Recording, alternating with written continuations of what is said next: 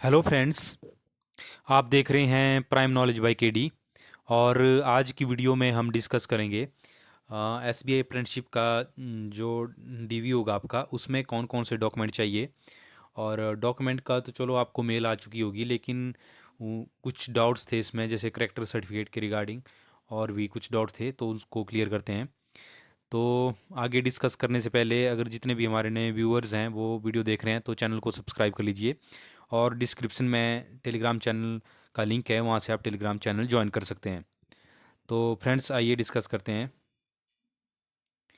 तो यहाँ पे ये जो स्क्रीन के ऊपर आप देख पा रहे हैं, ये हमारे टाइम की जो मेल थी, उसमें डॉक्यूमेंट्स मांगे गए थे। और ये सेम ही रहेंगे, सेम ही है इसमें जो अभी भी है, और अभी भी जो मेल आई है कैंडिडेट को, उसमें भी सेम ही है ये। तो इसमें तो ये तो जैसे बर्थ सर्टिफिकेट, जैसे आप देख पा रहे हैं बर्थ सर्टिफिकेट, ये तो सभी के पास होता ही है, या स्कूल लिविंग जो आपका 10th का सर्टिफिकेट होता है वो चल पड़ता है। इन आपका पैन कार्ड चाहिए होता है, आधार कार्ड चाहिए होता है। अ, जो आपने एजुकेशन इसेंशियल एजुकेशन की आपकी जो डॉक्यूमेंट है, जैसे ग्रेजुएशन का आपके डॉक्यूमेंट्स हैं, तो इसमें ग्रेजुएशन की अपनी आपकी जितनी भी मार्कशीट हैं वो चाहिए होती हैं। और जो आपकी डिग्री होती है वो भी चाहिए होती है। अगर डिग्री किसी की नहीं आई है तो वो प्रोविजनल डिग्री का सर्टिफिकेट लेके जा सकते हैं। उसके बाद इसमें बहुत ज़्यादा डाउट्स हो रहा है कैंडिडेट को, जैसे करेक्टर सर्टिफिकेट के रिगार्डिंग। सबसे पहले बात तो ये है कि करेक्टर सर्टिफिकेट अगर आपको फॉर्मेट आया है मेल में, तो उस फॉर्मेट को जितने भी आपको बनाने हैं, मैं बताऊंगा कितने बनाने हैं, उसी करेक्टर सर्टिफिकेट को, या इन्होंने इस बार आइडेंटिटी सर्टिफिकेट नाम दिया उसको, उससे आप उसको उसको ही प्रिंट ले करके आपको वही बनाने हैं। लेकिन जिसको नहीं आया है, जैसे मान लो किसी कैंडिडेट को आइडेंटिटी सर्टिफिकेट नहीं आया है, तो वो जैसे टेलीग्राम चैनल पे भी है, या गूगल से भी आप डाउनलोड कर सकते हैं करेक्टर सर्टिफिकेट। वहाँ से उसके प्रिंट करके वो आपने फिल करवाना होता है। तो इसमें थोड़ा सा डाउट है कैंडिडेट को, कि जैसे करेक्टर सर्टिफिकेट यहाँ पे लिखा है, स्क्रीन के ऊपर आप देख पा रहे हैं, तो इन्होंने बोला है character certificate either from two gazetted officer of government और वन सच ऑफिसर। तो ये बोल रहे हैं कि करेक्टर सर्टिफिकेट या तो दो गस्टेड ऑफिसर का चाहिए, या तो वन सच ऑफिसर, जो दो गस्टेड ऑफिसर हैं इनमें से एक से, and an officer of the bank, या तो बैंक के ऑफिसर से, in addition to certificate from the head master principal of the school college last attended. तो इसको अच्छी तरह से समझते हैं।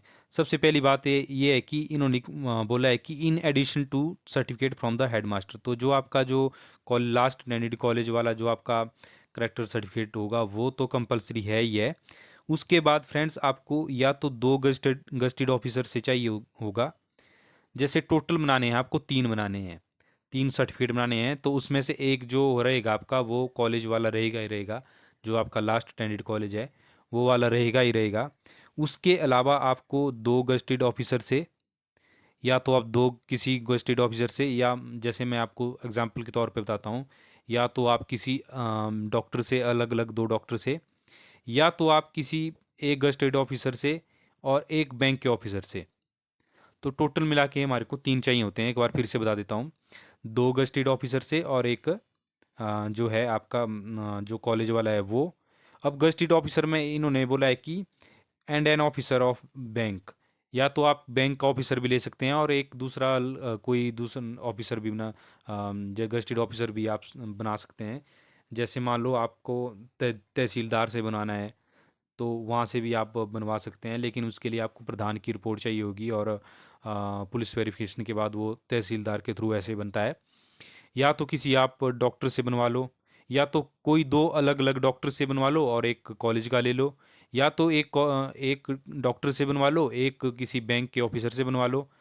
तो ऐसे आप टोटल आपको तीन चाहिए होंगे, और दो इसमें से गस्टेड ऑफिसर के चाहिए होंगे, और एक कॉलेज वाला लास्ट अटेंडेड वाला। तो एक अगर आपके पास बैंक के ऑफिसर से बना है, तो एक किसी भी आप गस्टेड ऑफिसर से बनवा लो, और एक आपका कॉलेज वाला चल पड़ेगा। तो ये इसमें काफ़ी ज़्यादा डाउट था। तो कुल मिला के बात ये है कि टोटल 3 चाहिए। एक आपका कॉलेज वाला, लास्ट अटेंडेड कॉलेज वाला, और 2 आपके गज़टेड ऑफिसर से। तो गज़टेड ऑफिसर में आपका कोई भी हो सकता है, एक आपका बैंक का ऑफिसर भी हो सकता है और दूसरा कोई भी हो सकता है। तो ये काफ़ी ज़्यादा डाउट्स था कैंडिडेट में। बाकी अगर आपको मेल में अगर करैक्टर सर्टिफिकेट का या आइडेंटिटी सर्टिफिकेट का आपका फॉर्मेट आया है तो बहुत अच्छी बात है, उसको प्रिंट करवा के आप ले जा सकते हैं। या तो नहीं आया है तो आप गूगल से या हमारे टेलीग्राम चैनल पे भी फॉर्मेट पड़ा है, वहाँ से डाउनलोड करके आप प्रिंट निकलवा सकते हैं। थोड़ी सी बात ये लगी, अजीब सी ये लगी कि इन्होंने एसबीआई ने ऑल ओवर इंडिया जो है सभी को एक टाइप की मेल सेंड करनी चाहिए थी। अब कुछ कैंडिडेट जो बता रहे थे कि उनको कईयों को कंपलसरी कर दिया है कि जो उनका मेडिकल टेस्ट रहेगा वो बैंक के ऑफिसर से ही करवाना है।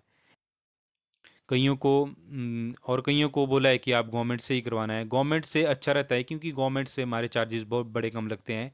मैक्सिमम स्टेट में तो फ्री ही है, कुछ स्टेट में नहीं है। तो उसमें भी गवर्नमेंट हॉस्पिटल से उतनी ज़्यादा चार्जेस नहीं लगते जितने जो टेस्ट लिखे हैं इन्होंने उनके उतने ज़्यादा चार्जेस नहीं लगते। अदरवाइज़ यहाँ पे इन्होंने हम कई कैंडिडेट जो है सेंड कर रहे थे कि उनको 6,000 रुपये के अप्रॉक्स लिखा हुआ है टेस्ट की रिपोर्ट। तो वो काफ़ी ज़्यादा हो जाती है किसी आम कैंडिडेट के लिए, जो बिल्कुल बेरोज़गार है और फैमिली में भी कोई पर्सन नहीं है, जॉब पे नहीं है, तो उसके लिए 6,000 रुपये बहुत बड़ी बात हो जाती है। तो ये गलत बात लगी थोड़ी सी मुझे एसबीआई की तरफ से कि उनको ऑल ओवर इंडिया जो है पैन इंडिया में एक ही अप्लाई करनी चाहिए थी चीज़, सभी आरबीओ में या सभी एलएचओ में एक ही चीज़ उन्होंने उनको सेंड करनी चाहिए थी। तो चलो बाकी ये तो हो गया। उसके बाद नेक्स्ट चलते हैं सर्टिफिकेट फॉर हैंडीकैप्ड कैटेगरी। ये आपको सीएमओ से बनाना होगा। एससी एसटी कैटेगरी का सर्टिफिकेट चाहिए होगा। ये हो सके तो एससी एसटी या ओबीसी कैटेगरी का जो है आपको सेंटर वाला फॉर्मेट ही लेकर जाएं। अगर सेंटर वाला फॉर्मेट है तो अच्छी बात है, वही लेकर जाएं आप। ईडब्ल्यूएस इनकम सर्टिफिकेट चाहिए होता है। 3 पासपोर्ट साइज फोटोग्राफ चाहिए होते हैं आपके। Print out of enrolment at apprenticeship portal. और ये अप्रेंटिसशिप पोर्टल का मैंने एक वीडियो बनाई थी अभी पिछले कल। तो उसमें कैंडिडेट के 2-3 डाउट्स थे कि एक तो डाउट ये था कि क्या लेके जाना है वहाँ पे। तो उसमें जैसे ही आपकी कंप्लीट जो परसेंटेज होती है प्रोफाइल की वो 100% हो जाती है तो उसके 2 या 3 टोटल ऐसे पेज बनते हैं उसमें। जैसे आप उसमें देखोगे कंप्यूटर के ऊपर तो उसमें आपके 2 या 3 पेज बनते हैं। तो मैं तो लास्ट टाइम जो है उसके ही प्रिंट आउट लेके चला गया था। 3 पेज बने थे शायद, तो उसका ही प्रिंट आउट लेके चला गया था। बाकी तो उन्होंने एक्सेप्ट कर लिया था। जो उसमें कोड आता है वो एंड में चाहिए होता है। जैसे बाद में आपको एचआर जो है and and end of the training आपसे पूछेगा कि आपका कोड क्या है, तो वो उस टाइम चाहिए होता है। और कुछ कैंडिडेट बोल रहे थे कि उसमें जैसे वो एनरोल कर रहे हैं तो उसमें जो पिक है उनकी वो अपलोड नहीं हो रही है। तो पिक का तो मुझे लग रहा है कि आपकी उसमें जो फोटोग्राफ का आप उसको एडिट करके देख लें, उसमें जो साइज़ है वो थोड़ा कम करके देख लें, 20 या 30 KB का बना के देख लें, या रेजोल्यूशन वगैरह कम करके देख लें तो वो हो जाएगा अपलोड। अदरवाइज़ नहीं होता है तो आप ऐसे भी ले जाना, उसकी कोई दिक्कत नहीं है। उनको सिर्फ वो कोड चाहिए होता है और डिटेल चाहिए होती है कि हाँ ये कोड जो है इस कैंडिडेट का है। तो ये डाउट्स थे अप्रेंटिसशिप पोर्टल के बारे में। और एक डाउट और था कि डाउट तो क्या बोलें, लेकिन ये था कि कुछ कैन रीजन में जैसे पंजाब वाले रीजन में अभी कैंडिडेट को जो है मेल ही नहीं आई है डीबी के रिगार्डिंग या कुछ भी। तो उसमें टेंशन लेने वाली बात नहीं है। सभी की ज्वाइनिंग जो है मुझे लगता है कि 1 अगस्त से ही होगी। तो कई अपनी मर्जी से भेज रहे हैं, कोई पहले भेज रहे हैं, कईयों ने ऑफर लेटर पहले ही साइन करवा के बोल दिया था कि 26 जून को ही आप ये करवा दो, बाकी डीबी हम बाद में करवाएंगे। तो ऐसा कुछ नहीं है, 2 दिन का काम है, 1 दिन का काम है सिर्फ, और 1 दिन में बड़े आराम से हो जाएगा। तो डीवी की डेट जैसे ही वो निकालेंगे तो उसमें बड़ी बात नहीं है। अभी आपकी ट्रेनिंग चली हुई है, कल तक आपकी ट्रेनिंग जो है कंप्लीट हो जाएगी। तो उसके बाद वो बड़े आराम से 15 जुलाई के आसपास आपकी डीवी करवा देंगे। तो उसमें कोई टेंशन लेने वाली बात नहीं है। टेंशन हो जाती है क्योंकि डॉक्यूमेंट्स जो है कैंडिडेट को बनाने होते हैं, अगर वो 4-5 दिन के अंदर का ही टाइम दें तो फिर थोड़ी सी दिक्कत हो जाती है। तो उसके लिए अगर आप जो भी जैसे सर्कुलेट हो रहे हैं करेक्टर सर्टिफिकेट या जो भी आपके डॉक्यूमेंट हैं वो तैयार करके रखिए। जैसे ही आपकी डीबी की डेटा अनाउंस होती है तो आप फिर बड़े आराम से उनको मैनेज कर पाएंगे। तो फ्रेंड्स ये थी आज की वीडियो। वीडियो कैसी लगी, और जितने भी नए व्यूअर्स हैं वो चैनल को सब्सक्राइब कर लीजिए। इसमें आगे भी आपको काफ़ी सारे जितनी भी इंफॉर्मेशन रहेगी मेरी तरफ से वो आपको मिलती रहेगी। तो थैंक यू सो मच।